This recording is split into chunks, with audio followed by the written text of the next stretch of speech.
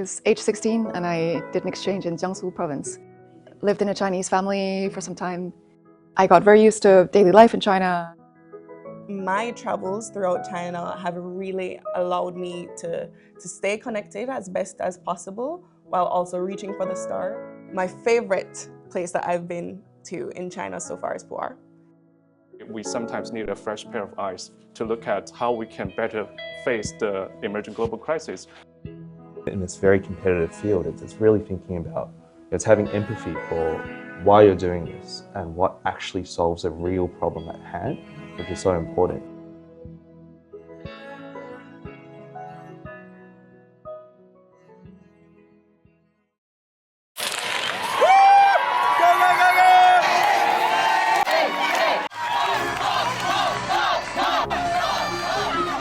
I think a lot of not only Americans, but I think other students from all over the world are getting a sense that China is becoming this superpower and that they want to kind of be at the epicenter of that. It's the people.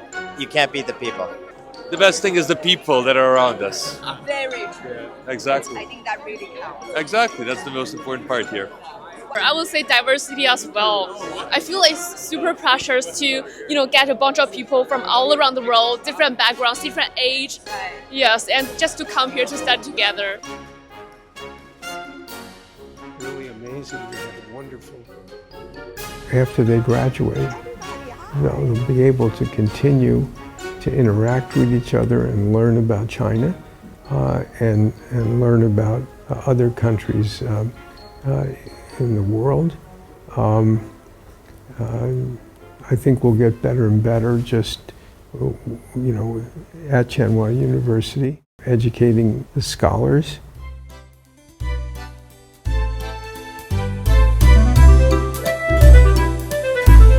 About rapid global changes, the 4 Schwarzman Scholars I talked to put it the best. They cherish the shared experiences and being each other's inspirations.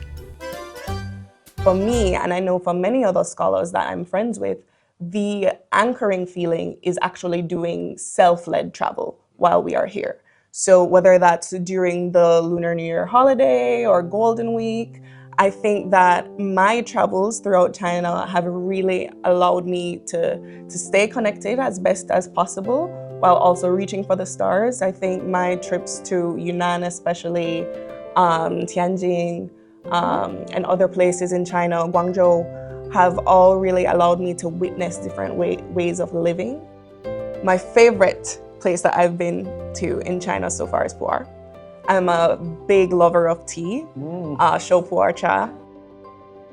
Tsinghua, then Schwarzman Scholars gave me the opportunity to, besides just daily life and the language skills, dive deeper into Chinese history and culture. I started reading classics, I started reading political philosophy. I interacted with fellow cohort students who were, officials or incoming officials to understand the political system better. So it was my first time that I really got to get real access to how China functions in China's history. And that was hugely valuable to me. I work with the United Nations, so it's a relatively less traveled path in the Schwarzman College. So I very much appreciate the viewpoint from the private sector, because as we face this global governance crisis, I think engaging private sector is becoming ever more important. And I think being trapped in the public sector, actually we sometimes need a fresh pair of eyes to look at how we can better face the emerging global crisis, like financing the Sustainable Development Goals. I started off my professional life as a physician. You always have to keep the patient in mind. And I think sometimes, work, our lives can be stressful, busy. One of the things I really enjoy is actually every time we go visit a customer or we visit one of our sites, actually seeing the real impact that it's making on patients. It really centers me and puts things into perspective.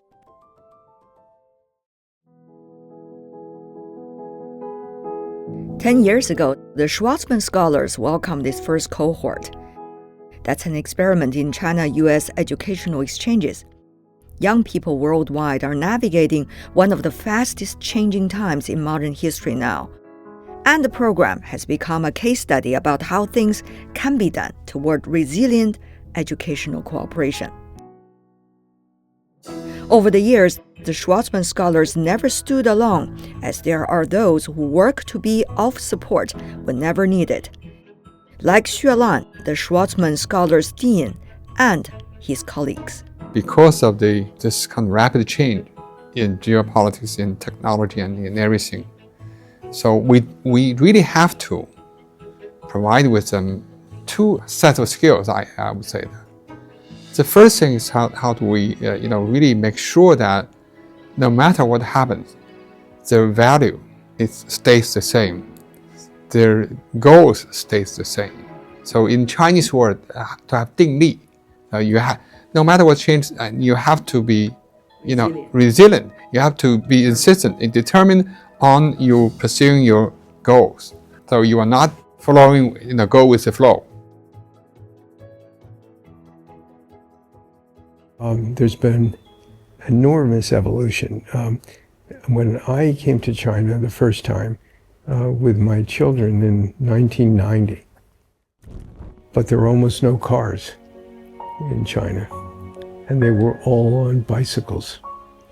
10 years later, in 2000, the average income per person in China was only $300 for a whole year. So I've watched the absolute economic revolution that the government of China has helped create for its people.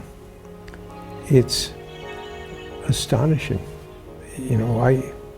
I've watched this happen, and China is not meant to stop at that level. So it will continue to invest. It'll continue to grow. It'll continue to make the lives of its people better. And of course, then it has all its relationships around the world, some of which are easy, some of which more complicated. Well, China's place in the world historically has always been pretty clear. This is a 5,000-year-old country, and they've always been the dominant economic power in Asia.